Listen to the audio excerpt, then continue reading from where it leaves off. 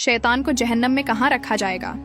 और क्या आप जानते हैं कि शैतान फरिश्ता नहीं था, बल्कि एक जिन था जो आग से पैदा हुआ था, लेकिन ये फरिश्तों के साथ रहता था। शैतान अल्लाह ताला के दरबार में बुलंद दर्जे पर फाइज था।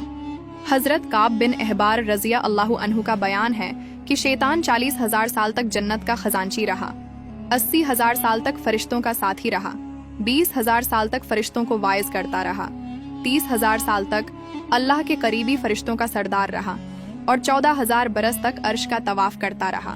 पहले आसमान में उसका नाम आबिद था, दूसरे आसमान पर उसका नाम जाहिद था, तीसरे आसमान पर उसका नाम आरिफ था, चौथे आसमान पर उसका नाम वली था, पांचवें आसमान पर उसका नाम तकी था, छठे आसमान पर उसका नाम खाजिन था और सातवें आसमान पर उसका नाम इजाजिल था और लोहे महफूज में उसका नाम इब्लीस लिखा हुआ था। शैतान अपने अंजाम से गाफिल और खात्मे से बेखबर था। जब अल्लाह ताला ने हजरत आदम अलैहिस्सलाम को सजदा करने का हुक्म दिया तो शैतान ने इनकार कर दिया और हजरत आदम अलैहिस्सलाम की तहकीर और अपनी बड़ाई का इजहार करके तकब्बुर किया। शैतान ने कहा कि मैं उससे बेहतर हूँ, मैं आग से बना हूँ और आदम मिट्टी से बना है, मैं उसको सजदा क्यों करूँ? उसी जुर्म की सजा में अल्लाह ताला ने शैतान को दोनों जहानों में मलून करार दे दिया और उसकी पैरवी करने वालों को जहन्नम में अजाब का मुस्तहक बना दिया। जब क़यामत का दिन आएगा तो हजरत इसराफील अलैहिस्सलाम सूर फूंकेंगे, जिससे तमाम जिन इंसान, जानवर, फरिश्ते और शायातीन मर जाएंगे।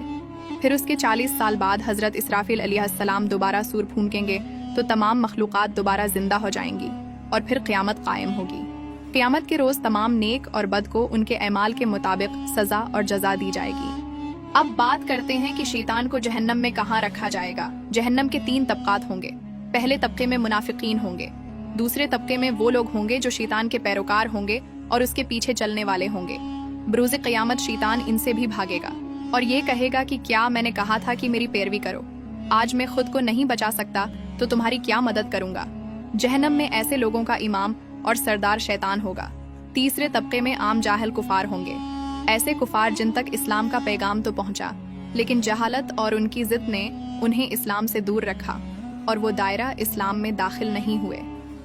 दोस्तों, कुरान और हदीस में अल्लाह ताला ने शयातीन से बचने के कुछ तरीके बताए हैं। जैसा कि एक हदीस में जिक्र आता है कि जब कोई शख्स सोकर उठे तो वजू करे और 3 मरतबा नाक झाड़े, क्योंकि शैतान रात भर उसकी नाक के नथने में बैठा रहता है, जिससे आदमी पर सुस्ती गालिब आ जाती है।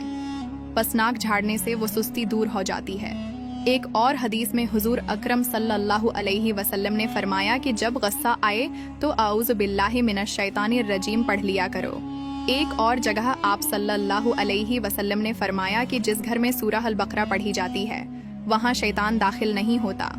एक और हदीस में आप सल्लल्लाहु अलैहि वसल्लम ने फरमाया कि बुरा ख्वाब शैतान की तरफ से होता है। अगर कोई बुरा ख्वाब देखे तो बाएं जानिब थू थू करके शैतान के शर से अल्लाह की पनाह मांगे। इस अमल से शैतान उसे कोई नुकसान न पहुंचा सकेगा। अल्लाह ताला से दुआ है कि वो हमें शैतान के शर से महफूज रखे। आमीन।